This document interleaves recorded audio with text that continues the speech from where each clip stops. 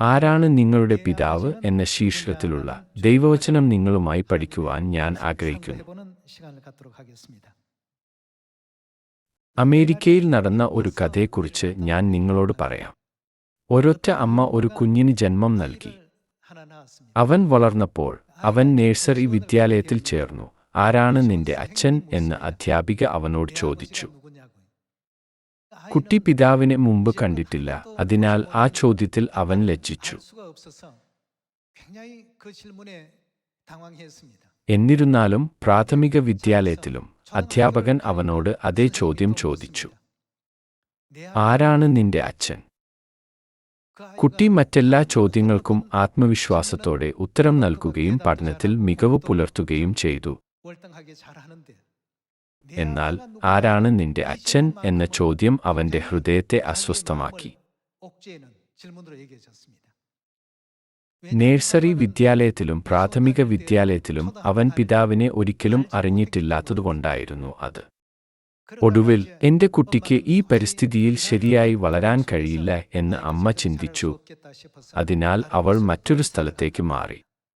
അവർ സ്ഥലം മാറിയതിനു ശേഷം അയൽക്കാർ അവനോട് ആരാണ് നിന്റെ അച്ഛൻ എന്ന് ചോദിച്ചു. അവൻ പോകുന്നിടത്തെല്ലാം ആരാണ് നിന്റെ അച്ഛൻ എന്ന ചോദ്യം അവനെ പിന്തുടർന്നു. കുട്ടി വളരെ വിഷാദത്തിൽ ഏർപ്പെടുകയും ഉത്കണ്ഠയുടെ ലക്ഷണങ്ങൾ പോലും വികസിക്കുകയും ചെയ്തു. തുടർന്ന് അവന് ഏകദേശം 14 വയസ്സുള്ളപ്പോൾ ഗ്രാമത്തിലേക്ക് ഒരു പുതിയ പാസ്റ്ററെ നിയമിച്ചു. പുതിയ പാസ്റ്റർ ആരാധനാ സമയത്ത് നൽകിയ പ്രബോധനം അവനെ വല്ലാതെ സ്പർശിച്ചു. ആരാധനയ്ക്ക് ശേഷം അവൻ വീട്ടിലേക്ക് മടങ്ങാൻ ഇറങ്ങിയപ്പോൾ നീ ആരുടെ മകനാണ് എന്ന് പാസ്റ്റർ ചോദിച്ചു.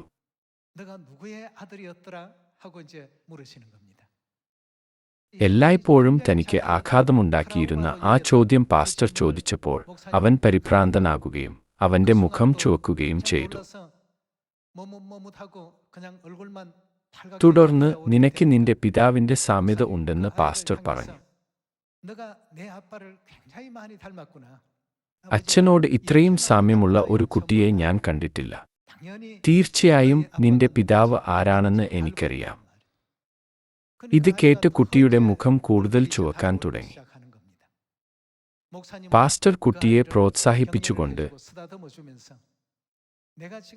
ഞാൻ സംസാരിക്കുന്ന പിതാവ് ദൈവത്തെക്കുറിച്ചാണ്. നീ ദൈവവുമായി വളരെ സാദൃശ്യമുള്ളവനാണ് എന്ന് പറഞ്ഞു. ആ ദിവസം മുതൽ ആ കുട്ടി അന്ധകാരത്തിന്റെ തിരശ്ശീലയിൽ നിന്ന് രക്ഷപ്പെട്ടു. ദൈവമാണ് തന്റെ പിതാവെന്ന് അറിഞ്ഞതിൽ അവൻ അതിയായി സന്തോഷിച്ചു. ഇത് ഒരു യഥാർത്ഥ കഥയാണ്. അങ്ങനെ അന്നു മുതൽ ആ കുട്ടി ശോഭയേറിയ ഒരു മുഖത്തോടെ ആളുകളെ അഭിമുഖീകരിച്ചു. സമൂഹത്തെ നേരിടുന്ന ഭയം കൊണ്ട് അവൻ കഷ്ടപ്പെട്ടിരുന്നു.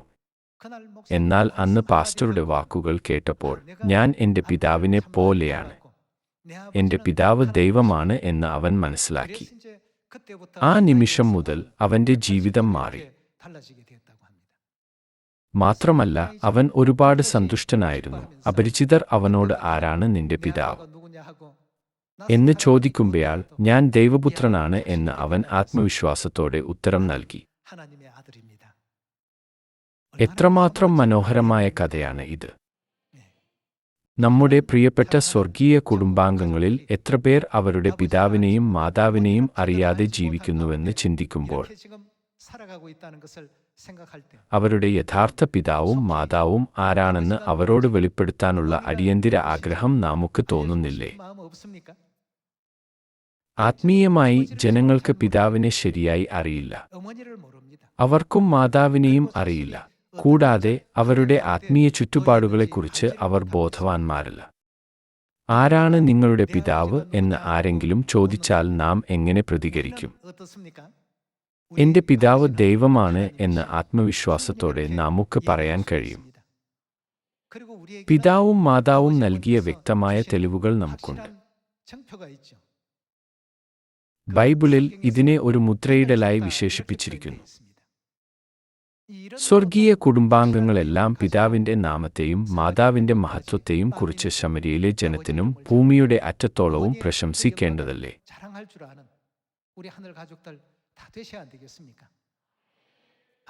അമേരിക്കയിൽ 2 തവണ തിരഞ്ഞെടുക്കപ്പെട്ട ഭരണാധികാരിയായ ബെൻ ഹൂപ്പർ ആണ് ഈ സംഭവകഥയുടെ വിഷയം.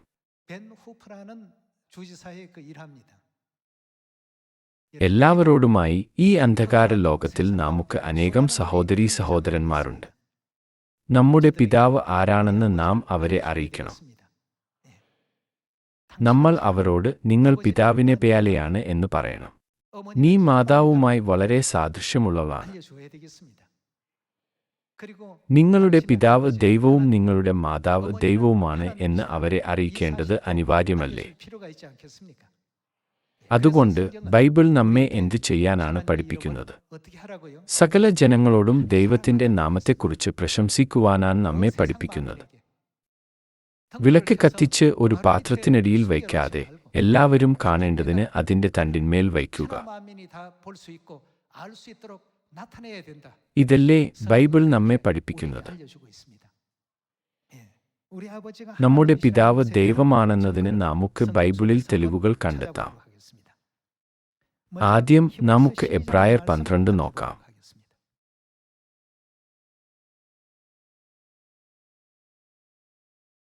എബ്രായർ 12 അധ്യായം 8 വാക്യം.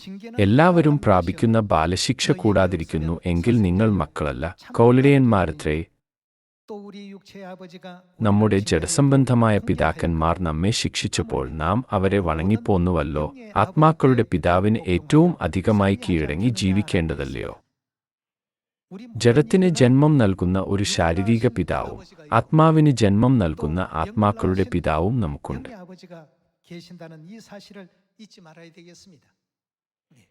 ആത്മീയ ലോകത്തെ മനസ്സിലാക്കുന്നതിന് ദൈവവചനം പഠിക്കേണ്ടത് അനിവാര്യമല്ലേ? അതിനാൽ നമുക്ക് നമ്മുടെ ആത്മാക്കളുടെ ഒരു പിതാവുണ്ടെന്ന വസ്തുത നാം നിഷേധിക്കരുത്. നമുക്ക് ഒരു ആത്മീയ പിതാവ് ഉണ്ട്. ഗലാത്യർ 4 അധ്യായം അനുസരിച്ച് മറ്റാരും കൂടെ നമുക്ക് ഉണ്ട്. നമുക്ക് ഒരു ആത്മീയ മാതാവുണ്ട്. അതിനാൽ 2 കൊരിന്ത്യർ 6 അധ്യായം 17 മുതൽ 18 വരെയുള്ള വാക്യങ്ങളിൽ നമ്മെ എന്താണ് വിളിക്കുന്നത്? നാം ദൈവത്തിന്റെ പുത്രീപുത്രന്മാർ ആണെന്ന് എഴുതിയിരിക്കുന്നു. ഇന്ന് ലോകത്തിലെ സഭകളും തങ്ങൾ ദൈവത്തിന്റെ മക്കളാണെന്ന് വാദിക്കുന്നു. എന്നിരുന്നാലും നാം അവിടുത്തെ മക്കളാണെന്നതിന് ദൈവം നമുക്ക് വ്യക്തമായ തെളിവ് നൽകി. പിതാവ് തന്റെ മുദ്ര നമ്മുടെ നെറ്റിയിൽ വച്ചു. എന്തിലൂടെയാണ് മുദ്രയിട്ടത്? പെസഹയുടെ രക്തത്തിലൂടെ. കുടുംബബന്ധങ്ങൾ രക്തത്തിലൂടെ രൂപപ്പെടുന്നു. അതിനാൽ ഇവിടെ രക്തബന്ധത്തോടാണ് പരാമർശിച്ചിരിക്കുന്നത്. നമുക്ക് പുറപ്പാട് 12 അധ്യായം നോക്കാം.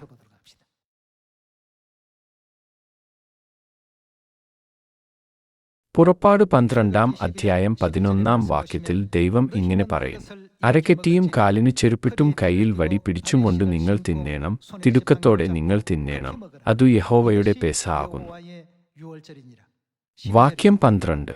ഈ രാത്രിയിൽ ഞാൻ മിസ്രയീം ദേശത്തുകൂടെ കടന്നു മിസ്രയീം ദേശത്തുള്ള മനുഷ്യന്റെയും മൃഗത്തിന്റെയും കടിഞ്ഞൂലിനെയൊക്കെയും സംഹരിക്കും. മിസ്രയീമിലെ സകല ദേവന്മാരിലും ഞാൻ ന്യായവിധി നടത്തും.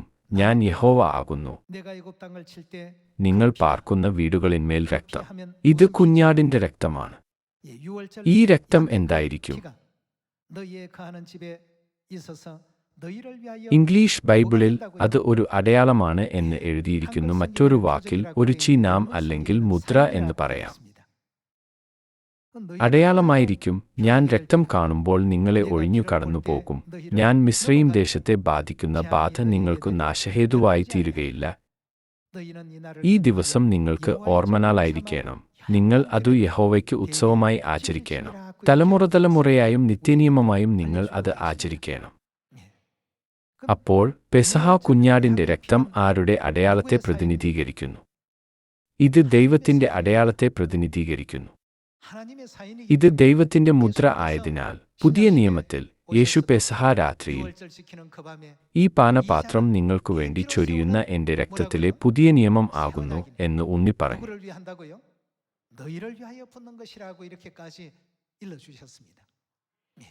അതിനാൽ പെസഹ കുഞ്ഞാടിന്റെ രക്തം ദൈവത്തിന്റെ രക്തത്തെ പ്രതിനിധീകരിക്കുന്നതിനാൽ ദൈവം ആ വീടുകളെ സംരക്ഷിച്ചു. സംഹാരദൂതൻ അവരുടെ മേൽ വിപത്ത് വരുത്തിയതുമില്ല. ഈ സ്ഥലത്തിന്മേൽ ഒരു വിപത്തും വരികയില്ല എന്ന് സൂചിപ്പിക്കുന്ന ദൈവത്തിന്റെ മുദ്ര അവയിൽ ഉൾക്കൊള്ളുന്നു. അത് ഇപ്പോൾ നമ്മുടെ നെറ്റിയിൽ മുദ്രയിട്ടിരിക്കുന്നു. നമ്മുടെ ഭൗതിക കണ്ണുകളാൽ നമുക്ക് അതിനെ കാണാൻ കഴിയില്ലെങ്കിലും സംഹാരദൂതന്മാർക്കും വിധികർത്താക്കളായ ദൂതന്മാർക്കും അത് വ്യക്തമായി കാണാൻ കഴിയും. ഇന്ന് ദൈവത്താൽ തിരഞ്ഞെടുക്കപ്പെട്ടവരായി പുതിയ നിയമത്തിന്റെ വഴി പിന്തുടർന്ന് നാം പിതാവിന്റെയും മാതാവിന്റെയും പാതയായ രാജകീയ പാതയിൽ വിശ്വാസത്തോടെ സഞ്ചരിക്കുന്നു. അതുകൊണ്ട് ഇതിൽ നാം അഭിമാനിക്കണം. നിങ്ങളുടെ പിതാവ് ആരാണ് എന്ന് ആരെങ്കിലും ചോദിച്ചാൽ ഉത്തരം നൽകാൻ മടിക്കരുത്. പരിശുദ്ധാത്മാവിന്റെ യുഗത്തിലെ ദൈവത്തിന്റെ നാമമാണ് ക്രിസ്തു അൻസംഘോങ്. അവിടുന്നാണ് എന്റെ പിതാവ്. 2000 വർഷങ്ങൾക്ക് മുമ്പ് പുത്രന്റെ യുഗത്തിൽ യേശു എന്നായിരുന്നു അവിടുത്തെ നാമം. പിതാവിന്റെ യുഗത്തിൽ യഹോവ എന്ന പേരിലാണ് എന്റെ പിതാവിനെ വിളിച്ചിരുന്നത്. നാം ഇത് ആത്മവിശ്വാസത്തോടെ പറയണം. പെസഹ ആചരിക്കുന്നവർക്ക് മാത്രമേ ദൈവത്തെ പിതാവെന്നും മാതാവെന്നും വിളിക്കുവാൻ അവകാശമുള്ളൂ. നമുക്ക് ഇത് കുറച്ചുകൂടി പരിശോധിക്കാം. നമുക്ക് മത്തായി 26 അധ്യായത്തിലേക്ക് കടക്കാം. നമുക്ക് മത്തായി 26 അധ്യായം 17 വാക്യം നോക്കാം. പുളിപ്പില്ലാത്ത അപ്പത്തിന്റെ 1-ാം നാളിൽ ശിഷ്യന്മാർ യേശുവിന്റെ അടുക്കൽ വന്നു. നീ പെസഹ കഴിപ്പാൻ ഞങ്ങൾ ഒരുക്കേണ്ടത് എവിടെ എന്ന് ചോദിച്ചു. വാക്യം 18. അതിന് അവൻ പറഞ്ഞത്, നിങ്ങൾ നഗരത്തിൽ ഇന്നവന്റെ അടുക്കൽ ചെന്ന്, എന്റെ സമയം അടുത്തിരിക്കുന്നു, ഞാൻ എന്റെ ശിഷ്യരുമായി നിന്റെ അടുക്കൽ പെസഹ കഴിക്കും എന്നു ഗുരു പറയുന്നു എന്ന് പറവിൻ. ശിഷ്യന്മാർ യേശു കൽപ്പിച്ചതുപോലെ ചെയ്തു പെസഹ ഒരുക്കി. 26 വാക്യത്തിൽ പെസഹ ആചരിക്കുന്ന രംഗം നോക്കാം. വാക്യം 26. അവർ ഭക്ഷിക്കുമ്പോൾ യേശു അപ്പം എടുത്തു വാഴ്ത്തി നുറുക്കി ശിഷ്യന്മാർക്കു കൊടുത്തു. വാങ്ങി ഭക്ഷിപ്പിൻ, ഇത് എന്റെ ശരീരം എന്നു പറഞ്ഞു. പിന്നെ പാനപാത്രം എടുത്തു സ്തോത്രം ചൊല്ലി. ഈ പാനപാത്രത്തിൽ പെസഹ വീഞ്ഞ് അടങ്ങിയിരിക്കുന്നു. അവൻ പാനപാത്രം എടുത്തു സ്തോത്രം ചെയ്തു, അവർക്ക് കൊടുത്തു. എല്ലാവരും ഇതിൽ നിന്നു കുടിപ്പിൻ, ഇത് അനേകർക്കു വേണ്ടി പാപമോചനത്തിനായി ചൊരിയുന്ന പുതിയ നിയമത്തിനുള്ള എന്റെ രക്തം. പെസഹ അപ്പത്തിലൂടെയും വീഞ്ഞിലൂടെയും യേശു തന്റെ മാംസത്തിന്റെയും രക്തത്തിന്റെയും അർത്ഥം വെളിപ്പെടുത്തുന്നു. നെറ്റിയിൽ ക്രിസ്തുവിന്റെ രക്തത്താൽ മുദ്രയിട്ടിരിക്കുന്നവരുടെ ഇപ്പോഴത്തെ ജീവിതം ഒരു രാജാവിന്റെ ജീവിതമായാണ് ഉദ്ദേശിക്കുന്നതെന്ന് ഒരിക്കലും മറക്കരുത്.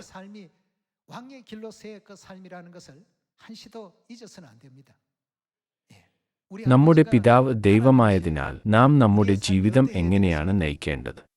നാം ദൈവത്തിന്റെ മക്കൾ എന്ന് വിളിക്കപ്പെടുവാൻ യോഗ്യരായിരിക്കേണ്ടതല്ലേ? പിതാവിന്റെയും മാതാവിന്റെയും മക്കൾ എന്ന നിലയിൽ വാക്കുകളിലും പ്രവൃത്തികളിലും ചിന്തകളിലും പെരുമാറ്റത്തിലും നാം പിതാവിന്റെയും മാതാവിന്റെയും മക്കൾക്ക് അനുയോജ്യമായ ഒരു ജീവിതം നയിക്കേണ്ടതല്ലേ? നമുക്ക് വെളിപ്പാട് 7 അധ്യായം നോക്കാം.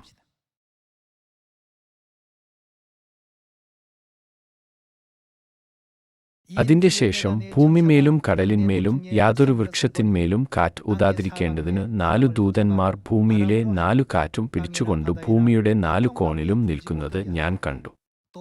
മറ്റൊരു ദൂതൻ ജീവനുള്ള ദൈവത്തിന്റെ. ആ ദൂതൻ എന്താണ് ഉണ്ടായിരുന്നത്? മുദ്രയുമായി കിഴക്കുനിന്നു കയറുന്നതും കണ്ടു.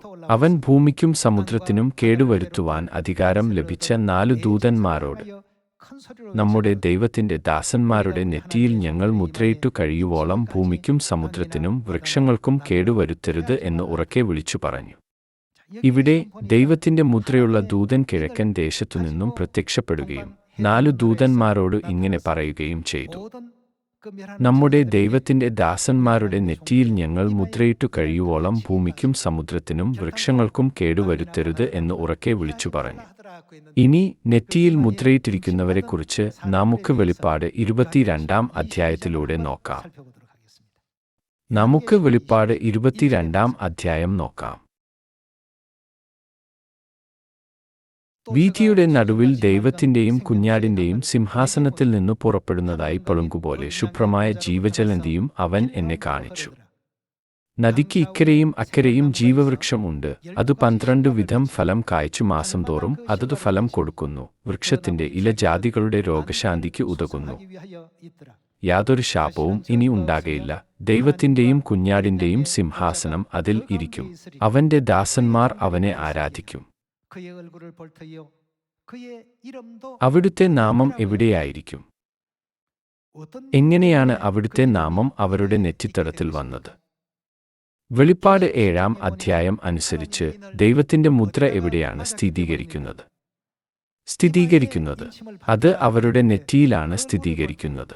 അവർ അവന്റെ മുഖം കാണും. അവന്റെ നാമം അവരുടെ നെറ്റിയിൽ ഇരിക്കും. കിഴക്കിൽ ഒരു തപാൽ സ്റ്റാമ്പ് സാധാരണയായി ഉപയോഗിക്കുന്നു. പടിഞ്ഞാറിൽ ഒരു ഒപ്പോ ചിഹ്നമോ സാധാരണയായി ഉപയോഗിക്കുന്നു. എന്നിട്ടും ഇതിന് ഒരേ അർത്ഥം തന്നെയാണ്. മുദ്രയിൽ പിതാവിന്റെ പേര് കൊത്തിവച്ചിരിക്കുന്നു. അടയാളത്തിലും അത് അടങ്ങിയിട്ടുണ്ട്. അപ്പോൾ യെശയ്യാവ് 52 അധ്യായമനുസരിച്ച് ദൈവജനം, അതായത് ദൈവമക്കളാണെങ്കിൽ നാം എന്തറിയണം? എന്റെ ജനം എന്റെ നാമത്തെ അറിയും എന്ന് ദൈവം പറയുന്നു. അവരുടെ നെറ്റിയിൽ തെറ്റായ പേര് എഴുതിയാൽ അത് ഒരു വലിയ പ്രശ്നമാകില്ലേ? അവർക്ക് ദൈവത്തിന്റെ നാമം ഉണ്ടായിരിക്കണം. പരിശുദ്ധാത്മ യുഗത്തിൽ തന്റെ പുതിയ നാമം നൽകുമെന്ന് യേശു വാഗ്ദാനം ചെയ്തിരുന്നില്ലേ? യഹോവ എന്ന നാമം പിതാവിന്റെ യുഗത്തിൽ നമ്മുടെ നെറ്റിയിലും പുത്രന്റെ യുഗത്തിൽ യേശു എന്ന നാമത്തിലും പരിശുദ്ധാത്മാവിന്റെ യുഗത്തിൽ അൻസംഖോങ് എന്ന പുതിയ നാമത്തിലും ആലേഖനം ചെയ്യപ്പെടും. നമ്മുടെ നെറ്റിയിൽ ദൈവത്തിന്റെ നാമം ഉണ്ടായിരിക്കുവാൻ നാം എന്താണ് ആചരിക്കേണ്ടത്? ക്രിസ്തുവിന്റെ വിശുദ്ധരക്തമായ പെസഹ നമ്മുടെ ഉള്ളിലുണ്ടായിരിക്കണം. കാരണം അവിടുത്തെ രക്തമാണ് ദൈവത്തിന്റെ അടയാളം. അതിനാൽ പെസഹ വീഞ്ഞിനെ, ഈ പാനപാത്രം നിങ്ങൾക്കുവേണ്ടി ചൊരിയുന്ന എന്റെ രക്തത്തിലെ പുതിയ നിയമം ആകുന്നു എന്ന് പരാമർശിച്ചുകൊണ്ട് അവിടുന്ന് പറഞ്ഞു. അതിനാൽ ക്രിസ്തുവിന്റെ രക്തമില്ലാത്തവർ ദൈവത്തെ ആബ്ബാ, പിതാവേ എന്ന് വിളിക്കുകയാണെങ്കിൽ അവർ വ്യാജത്തിന്റെ മക്കളാണ്. നമുക്ക് വെളിപ്പാട് 22 അധ്യായത്തിലേക്ക് മടങ്ങാം. 22 അധ്യായം 3 വാക്യം. യാതൊരു ശാപവും ഇനി ഉണ്ടാകയില്ല. ദൈവത്തിന്റെയും കുഞ്ഞാടിന്റെയും സിംഹാസനം അതിൽ ഇരിക്കും. അവന്റെ ദാസന്മാർ അവനെ ആരാധിക്കും. അവർ അവന്റെ മുഖം കാണും. അവന്റെ നാമം അവരുടെ നെറ്റിയിൽ ഇരിക്കും. ഇനി രാത്രി ഉണ്ടാകയില്ല. ദൈവമായ കർത്താവ് അവരുടെ മേൽ പ്രകാശിക്കുന്നതുകൊണ്ട് വിളക്കിന്റെ വെളിച്ചമോ സൂര്യന്റെ വെളിച്ചമോ അവർക്ക് ആവശ്യമില്ല. അവർ എന്നേക്കും അവർ എന്തായിരിക്കും? രാജാക്കന്മാരായിരിക്കും. ആർക്കു വേണമെങ്കിലും ഭരിക്കാൻ കഴിയില്ല. മറിച്ച് നെറ്റിയിൽ ദൈവനാമം കൊത്തിയിട്ടുള്ളവർക്ക് മാത്രമേ അത് സാധിക്കുകയുള്ളൂ. അവരുടെ നെറ്റിയിൽ തന്റെ നാമം അടയാളപ്പെടുത്താൻ ദൈവം എന്താണ് ഉപയോഗിച്ചത്? പുറപ്പാട് 12 അധ്യായം അനുസരിച്ച് അത് പെസഹ കുഞ്ഞാടിന്റെ രക്തമായിരുന്നു. വാതിലുകളുടെ മുകൾ ഭാഗത്തും അറ്റത്തുമുള്ള കട്ടളകളിലും രക്തം പുരട്ടുവാനായി ദൈവം അവരോട് കൽപ്പിച്ചു. ഇത് ഒരു അടയാളമായി തീർന്നു. ദൈവത്തിന്റെ രക്തം എല്ലാ മഹാമാരികളെയും അതിലൂടെ കടന്നുപോകാൻ പ്രാപ്തമാക്കി. ഇത് എന്തിനെയാണ് പ്രതിനിധീകരിക്കുന്നത്? അത് ദൈവത്തിന്റെ നാമത്തെ പ്രതിനിധീകരിക്കുന്നു.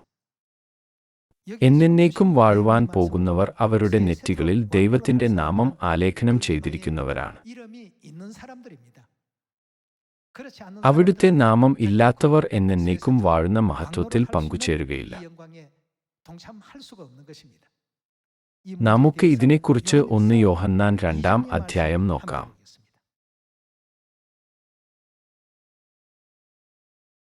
1 യോഹന്നാൻ 2 അധ്യായം 25 വാക്യം. ഇതാകുന്നു അവൻ നമുക്ക് തന്ന വാഗ്ദത്തം. എന്താണ് അത്? നിത്യജീവൻ തന്നെ.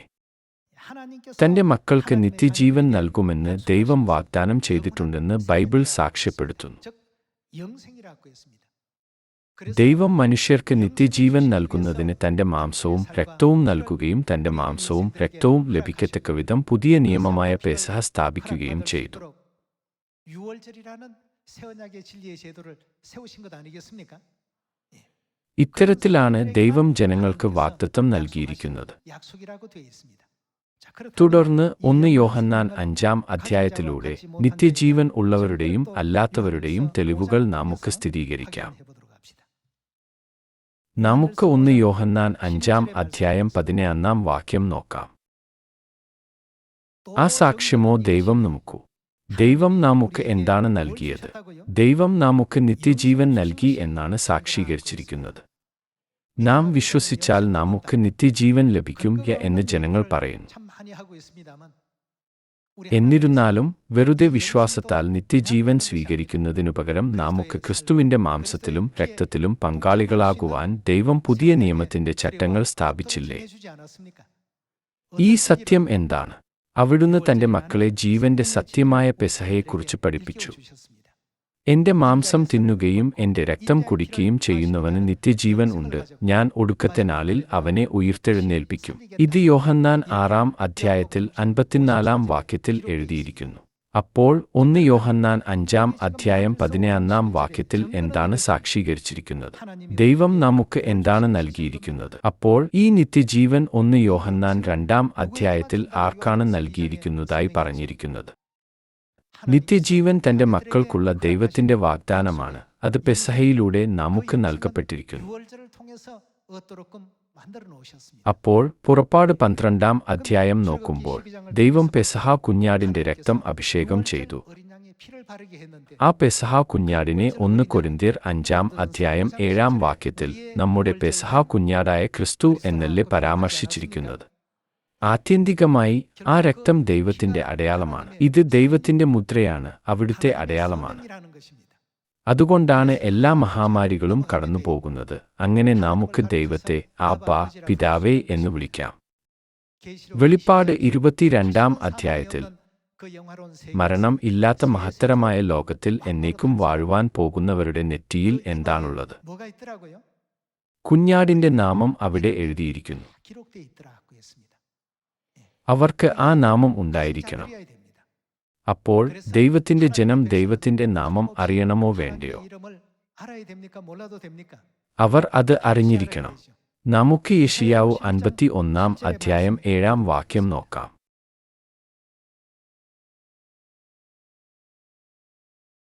നീതിയെ അറിയുന്നവരും ഹൃദയത്തിൽ എന്റെ ന്യായപ്രമാണം ഉള്ള ജനവും ആയുള്ളോരെ, എന്റെ വാക്കു കേൾപ്പിൻ.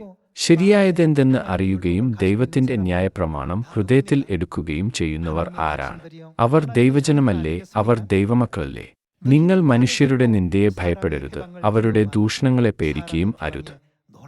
പുഴു അവരെ വസ്ത്രത്തെപ്പോലെ അരിച്ചുകളയും, കൃമി അവരെ കമ്പിളിയെപ്പോലെ തിന്നുകളയും. എന്നാൽ എന്റെ നീതി ശാശ്വതമായും എന്റെ രക്ഷ തലമുറയായും ഇരിക്കും. ദൈവമക്കളെ സംബന്ധിക്കുന്ന കാര്യത്തെക്കുറിച്ച് നമുക്ക് 52 അധ്യായവുമായി തുടരാം. ഇപ്പോഴോ എന്റെ ജനത്തെ വെറുതെ പിടിച്ചുകൊണ്ടുപോയിരിക്കുകൊണ്ടു ഞാൻ ഇവിടെ എന്തു ചെയ്യണ്ടു എന്നു യഹോവ അരുളിച്ചെയ്യുന്നു. അവരുടെ അധിപതിമാർ മുറയിടുന്നു, എന്റെ നാമം ഇടവിടാതെ എല്ലായ്പ്പോഴും ദുഷിക്കപ്പെടുന്നു എന്നും യഹോവ അരുളിച്ചെയ്യുന്നു. അതുകൊണ്ട് എന്റെ ജനം എന്റെ നാമത്തെ അറിയും. അതുകൊണ്ട് ഞാൻ തന്നെയാകുന്നു പ്രസ്താവിക്കുന്നവൻ എന്ന് അവർ അന്ന് അറിയും. ദൈവത്തിന്റെ മക്കളും എന്റെ ജനം എന്ന വിഭാഗത്തിലുള്ളതാണ്. ദൈവത്തിന്റെ മക്കൾ ദൈവത്തിന്റെ നാമം അറിഞ്ഞിരിക്കണം. ഇന്ന് പിതാവിന്റെ യുഗത്തിലെ ദൈവത്തിന്റെ നാമം എന്താണ് എന്ന് നാം ചോദിക്കുമ്പോൾ ബൈബിൾ അല്പം എങ്കിലും മനസ്സിലാക്കിയ ഏതൊരാളും യഹോവയെ എന്ന് പറയും. അപ്പോൾ പുത്രന്റെ യുഗത്തിലോ യേശുവ എന്ന് അവർ പറയും. അപ്പോൾ പരിശുദ്ധാത്മ യുഗത്തിൽ ദൈവത്തിന്റെ നാമം എന്താണ്? അത് അവർക്കറിയില്ല.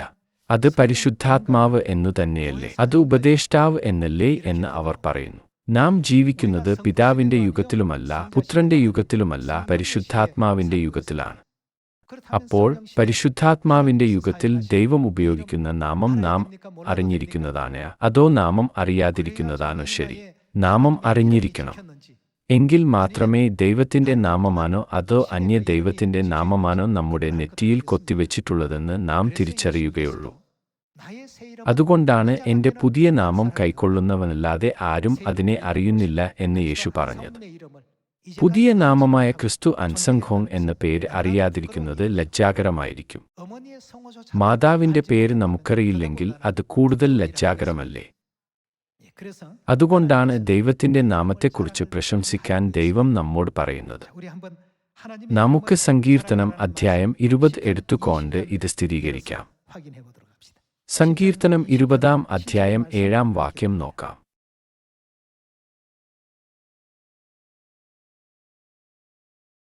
ചിലർ രഥങ്ങളിലും ചിലർ കുതിരകളിലും ആശ്രയിക്കുന്നു. 나를 의지하나 우리는 മറ്റൊരു വിധത്തിൽ പറഞ്ഞാൽ നാം എന്തിലാണ് പ്രശംസിക്കേണ്ടത്?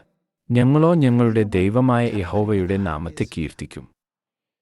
യഹൂദ സമൂഹത്തിൽ പൊതുവായ അറിവായിത്തീർന്ന ദൈവത്തിന്റെ ഏകനാമം യഹോവ എന്ന നാമമായിരുന്നു. 하나님의 이름이었는데 അവരുടെ വീക്ഷണകോണിൽ യേശുവിന്റെ നാമത്തിൽ വിശ്വസിച്ചവർ ഒരു പുതിയ മതത്തിലോ ദുർമന്ത്രവാദത്തിലോ പെട്ടവരാണെന്ന് തോന്നി. 이단 같았던 것입니다. പിതാവിന്റെ യുഗത്തിൽ നിന്ന് പുത്രന്റെ യുഗത്തിലേക്ക് യുഗം മാറിയെന്ന് യഹൂദമതത്തിലെ ആളുകൾക്ക് അറിയില്ല. 사실을 전혀 알지 못하고 있었습니다. ഈ യുഗത്തിലും ഇതാണ് അവസ്ഥ. 무화과나무가 അത്തിയുടെ 가지고 കൊമ്പുകൾ 일어나시고 ഇളകി ഇലകൾ 사람을 പുറത്തു വന്നപ്പോഴാണ് പരിശുദ്ധാത്മാവിന്റെ യുഗം ആരംഭിച്ചത്. 이미 എന്നിരുന്നാലും യുഗം മാറിയെന്ന് ഇപ്പോഴും പലർക്കും 많은 അറിയില്ല. 사람들은 시대에 대한 이 내용을 감지를 못하고 있습니다. ഈ യുഗത്തിൽ ദൈവത്തിന്റെ നാമത്തെ നാം എന്തു ചെയ്യണം? നാം അതിനെക്കുറിച്ച് പ്രശംസിക്കണം. 우리에게는 മനുഷ്യരാശിയെ രക്ഷിക്കുവാനായി പുതിയ നാമത്തിൽ ഈ ഭൂമിയിലേക്ക് വന്ന നമ്മുടെ 아버지가 계신다는 പിതാവായ 사실을 ക്രിസ്തു അൻസംഘോങ് നമുക്കുണ്ടെന്ന് നാം അഭിമാനപൂർവ്വം ലോകത്തിലുള്ള എല്ലാവരോടും പറയണം. 돼야 되겠습니다. യേശു എന്ന നാമത്തിന് സാക്ഷ്യം വഹിച്ചതിന് ആദിമസഭയിലെ വിശുദ്ധന്മാർ എത്രമാത്രം പീഡനങ്ങളാണ് സഹിച്ചത്. 이란이라는 소리도 많이 അവർ ദൈവവിരോധരായി മുദ്രകുത്തി. റോമൻ ആംഫി തിയേറ്ററുകളിലെ സിംഹങ്ങൾക്ക് ഭക്ഷണമായി അവർ മാറി.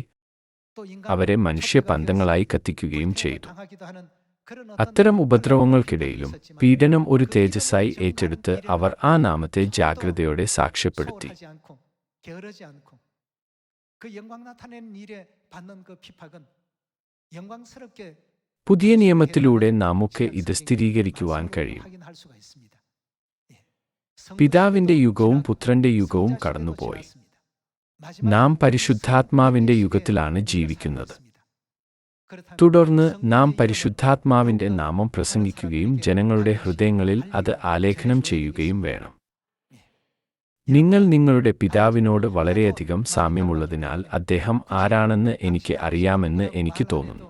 나는 다 알 것 같습니다. നിങ്ങളുടെ പിതാവ് ദൈവമായിരിക്കണം. അപ്പോൾ നിങ്ങൾ ദൈവത്തിന്റെ നാമം അറിയേണ്ടതല്ലേ? 그렇지 않겠습니까? പിതാവിന്റെ യുഗത്തിൽ യഹോവ എന്നായിരുന്നു നാമം. പുത്രന്റെ യുഗത്തിൽ അത് യേശു ആയിരുന്നു. 예수라는 이름으로 പരിശുദ്ധാത്മാവിന്റെ യുഗത്തിൽ ക്രിസ്തു അൻസംഘോങ് എന്ന പുതിയ നാമവുമായി അവിടുന്ന് വന്നു. 원상님이 우리의 ക്രിസ്തു അൻസംഘോങ് നമ്മുടെ സ്വർഗീയ പിതാവാണെന്ന് നാം എല്ലാ ജനതകളോടും അഭിമാനപൂർവ്വം പ്രഖ്യാപിക്കണം. ഈ യുഗത്തിൽ നാം ഏറ്റെടുക്കേണ്ട ദൗത്യങ്ങളിലൊന്നല്ലേ ഇത്? 중에 한 가지 아니겠습니까? മത്തായി 28 അധ്യായത്തിൽ ഒരു വാക്യം കൂടി നമുക്ക് നോക്കാം. നമുക്ക് മത്തായി 28 അധ്യായം 18 വാക്യം നോക്കാം. യേശു അടുത്തു ചെന്നു, സ്വർഗത്തിലും ഭൂമിയിലും സകല അധികാരവും എനിക്ക് നൽകപ്പെട്ടിരിക്കുന്നു. ആകയാൽ നിങ്ങൾ പുറപ്പെട്ട് പിതാവിന്റെയും പുത്രന്റെയും പരിശുദ്ധാത്മാവിന്റെയും നാമത്തിൽ സ്നാനം കഴിപ്പിച്ചു. ഏത് പേരുകളിലാണ് നാം അവരെ സ്നാനപ്പെടുത്തേണ്ടത്? നാം പലരോടും സംസാരിക്കുമ്പോൾ അവർ പിതാവിന്റെ നാമം യഹോവ എന്നും പുത്രന്റെ നാമം യേശു എന്നും അംഗീകരിക്കുന്നു. എന്നിരുന്നാലും പരിശുദ്ധാത്മാവിന് ഒരു നാമമുണ്ടെന്ന് അവർക്കറിയില്ല. പരിശുദ്ധാത്മാവിന് എങ്ങനെ ഒരു നാമം ഉണ്ടായിരിക്കാൻ കഴിയും എന്ന് അവർ പറയുന്നു. എന്നിരുന്നാലും പരിശുദ്ധാത്മാവിന് ഒരു നാമം ഉണ്ടോ ഇല്ലയോ എന്ന് നിങ്ങളുടെ ബൈബിൾ പറയുന്നുണ്ടോ? നമ്മൾ ബൈബിളിനോട് ഒന്നും കൂട്ടുകയോ നീക്കിക്കളയുകയോ ചെയ്യരുത്. പരിശുദ്ധാത്മാവിന് ഒരു നാമമുണ്ട് എന്ന് എഴുതിയിരിക്കുന്നതിനാൽ ആ നാമം നിലനിൽക്കണം. നാം അവിടുത്തെ നാമത്തെ ശരിയായി അംഗീകരിക്കുകയും ശമര്യയിലും ഭൂമിയുടെ അറ്റത്തോളവും പിതാവിന്റെ തേജസ് വെളിപ്പെടുത്തുകയും വേണം. ക്രിസ്തുവിന്റെ രക്തത്തിലൂടെ നമുക്ക് നിത്യജീവൻ ലഭിച്ചില്ലേ? ദൈവത്തിന്റെ രക്തത്താൽ നമ്മുടെ നെറ്റികളിൽ ഒരു മുദ്ര പതിപ്പിച്ചതിനാൽ അവിടുന്ന് ഒരിക്കലും നമ്മെ ഉപേക്ഷിക്കുന്നില്ല. അവസാനം വരെ വിശ്വാസത്തിൽ നിലകൊള്ളുകയും പിതാവിനെയും മാതാവിനെയും കുറിച്ച് പ്രശംസിക്കുകയും ചെയ്യുന്നതിലൂടെ ആദിമസഭയിലെ വിശുദ്ധന്മാർ യേശുവിനെക്കുറിച്ച് പ്രസംഗിച്ചതുപോലെ ശമരിയിലും ഭൂമിയുടെ അറ്റത്തോളവും ക്രിസ്തു അൻസംഘോങ് എന്ന പുതിയ നാമം നമുക്ക് പ്രസംഗിക്കാം. ഈ യുഗത്തിൽ ആത്മാവ് മാത്രമല്ല, മണവാട്ടിയും സിയോൻ മക്കളെ ജീവജലത്തിന്റെ ഉറവയിലേക്ക് വിളിക്കുന്നു. നമ്മുടെ സ്വർഗീയ കുടുംബാംഗങ്ങളെല്ലാം പിതാവിന്റെ നാമം മാത്രമല്ല, മാതാവിന്റെ നാമവും വിലമതിക്കുമെന്നും ശമരിയിലും ഭൂമിയുടെ അറ്റത്തോളവും സുവിശേഷം പ്രചരിപ്പിക്കുമെന്നും പ്രതീക്ഷിച്ചുകൊണ്ട് ഇന്നത്തെ പ്രസംഗം അവസാനിപ്പിക്കാൻ ഞാൻ ആഗ്രഹിക്കുന്നു. വളരെയധികം നന്ദി.